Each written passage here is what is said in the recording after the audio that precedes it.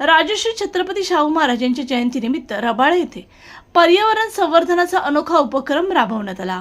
माजी महापौर तथा नगरसेवक सुधाकर सोनवणे आणि नगरसेविका रंजना सोनवणे यांच्या नेतृत्वाखाली रबाळे MIDC परिसरात एकाच वेळी तब्बल 5000 हून अधिक वृक्षांची लागवड करण्यात आली।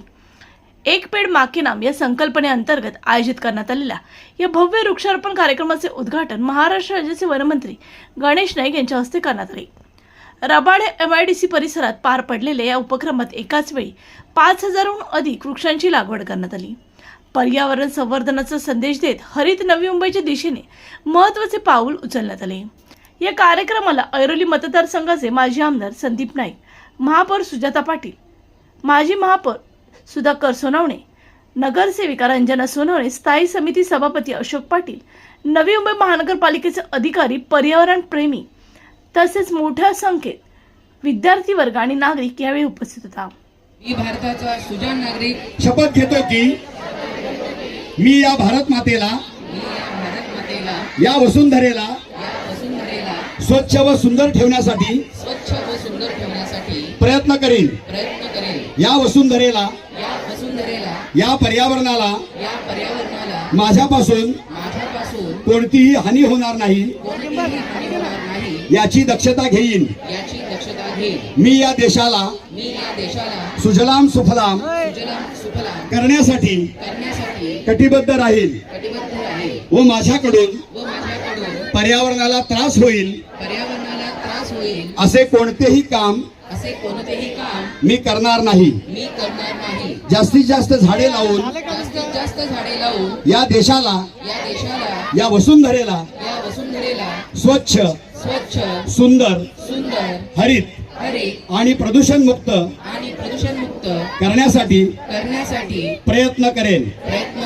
जय हिंद सर्वांना। बघा, सुरुवातीला वृक्षारोपणाची मोहीम मी MIDC परिसरामधून सुरुवात केली होती।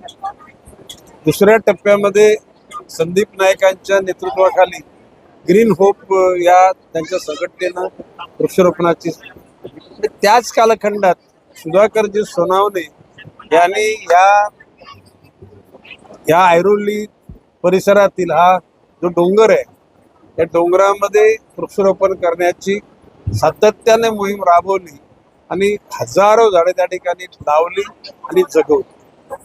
आज या गोष्टीला जास्त महत्त्व आले की ग्लोबल वॉर्मिंग, जो वातावरणीय बदल घडलाय आणि एकूण ऋतू बदललेला आहे, अशा परिस्थितीत माननीय पंतप्रधान नरेंद्रजी मोदी यांनी जे आवाहन केलं की प्रत्येक नागरिकाने आपल्या आईच्या नावाने, म्हणजे आई मृत असेल किंवा आई जिवंत असेल, तिच्या नावानं एक झाड लावावं आणि त्यांच्या त्या आवाहनाला देशातल्या करोडो लोकांनी रिस्पॉन्स दिला, प्रतिसाद दिला आणि आज देशामध्ये हिरवगार डोंगर रस्ते होण्याची सुरुवात झालेली आहे। आज तर महाराष्ट्राच्या मुख्यमंत्री देवेंद्र फडणवीस यांनी वन विभागाची जबाबदारी माझ्याकडे दिलेली आहे आणि आता 300 कोटी झाडं लावण्याचं उद्दिष्ट ठेवलेलं आहे। हिरवेगार डोंगर, सप्तरंगाचे रस्ते आणि सप्त सुगंधाचे रस्ते, आता किंबहुना दर जिल्ह्यामध्ये कोकण, पश्चिम महाराष्ट्र, मराठवाडा आणि खानदेश या ठिकाणी एक अभयारण्य प्रत्येक जिल्ह्याकरता निर्माण करायचं ठरवले। कोकण, मराठवाडा आणि पश्चिम महाराष्ट्र आणि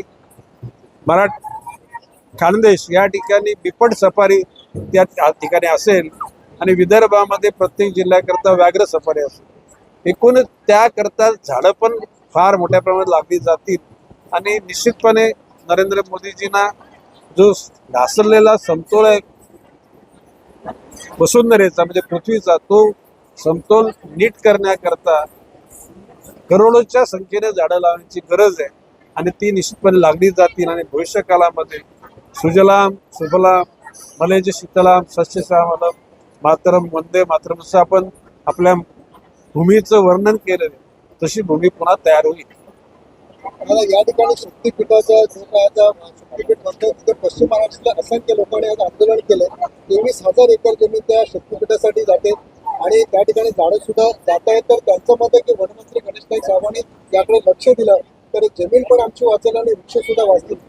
हे बघा, बाब अशी की विकसनशील देशाच्या विकसित देशामध्ये रूपांतर करायचं असेल तर स्वातंत्र्य मिळाल्यानंतर त्याच्यामध्ये प्रत्येक नागरिकाचं योगदान असणं गरजेचं, त्याग करणं गरजेचं. ही गोष्ट खरी आहे की जीवापाड जपलेली जमीन ज्याला तिथे झाडं आहेत त्या झाडांना फलं येतात, अशी जमीन विकासाकरता देणं प्रत्येकाच्या जीवावर येतं.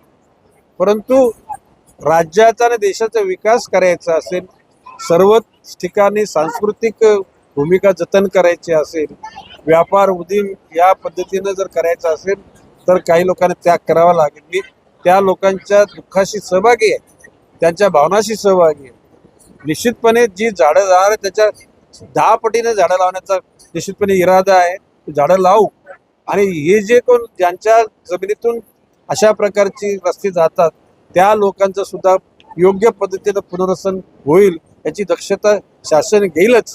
जर का त्याने मला साथ घातली असेल तर माननीय मुख्यमंत्री महोदयांच्याकडे तशा प्रकारची भावना मी व्यक्त करीन आणि त्यांना आनंद वाटेल अशा परिस्थिती निर्माण करू. चला. माझी वसुंधराच्या नावाने निश्चितपणे महाराष्ट्रामध्ये गेली 20 वर्ष एक वेगळ्या प्रकारचा उपक्रम राबवला जातोय. परंतु ह्या वर्षी देशाचे प्रधानमंत्री यांनी भावनिक साथ घालत एक पेड माँ के नाम, या देशातील प्रत्येक आईवर प्रेम करणाऱ्या माणसाने एक झाड लावावं, तिचं संवर्धन करावं, अशा प्रकारची अपेक्षा त्यांची आहे. आणि म्हणूनच आपण या ठिकाणी झाड लावताना एक मुलगा एक मुलगी हे दोघंही त्या आईचे अपत्य आहेत आणि त्यांनी त्या झाडाचं संगोपन करावं या भावनेतनं आपण ही झाडं लावलेली आहे. 5000 झाडं आपण ह्या विभागामध्ये लावतो आहोत आणि स्मशानामध्ये आपण 1000 झाडं लावलेली आहेत. आदरणीय नाईक साहेबांनी त्यांच्या भाषणात सांगितलं की आपल्या नेरूळपासून तर दिघ्यापर्यंतच्या पूर्ण डोंगरावर वन विभागाच्या मार्फत त्या ठिकाणी जागा उपलब्ध करून दिली जाईल. आम्ही सामाजिक संस्थेच्या माध्यमातून कुठलंही नाव आम्हाला नको आहे, कुठलंही आमच्याला ॲग्रीमेंट नको आहे. आम्ही तुम्हाला बेधडक या ठिकाणी मदत करायला तयार आहोत. ती मदत करण्याच्या भावनेतनंच आज नागरिक मोठ्या संख्येने या ठिकाणी उपस्थित आहेत. खरं तर या जागेवर जे क्रिकेट खेळणारे आमचे तरुण आहेत त्यांचे खास आभार आम्ही मानले, दादांनी आभार मानलेत, कारण त्यांच्यामुळे ती जागा या ठिकाणी शिल्लक राहिली. त्यामुळे त्यांचा खेळही पुढे भविष्यात चालू राहील आणि झाडं देखील त्यांना आम्ही दत्तक देणार आहोत. तर त्यामुळे हे जंगल खूप सुंदर होईल, एक वेगळ्या प्रकारची संकल्पना पुढे येईल आणि ही संकल्पना पूर्ण झाल्यानंतर पुढच्या वर्षी आपल्याला ज्यावेळेस आपण पूर्ण 1 वर्ष झाल्यानंतर इथे येऊ त्यावेळेस ती पाहायला मिळेल आपल्याला.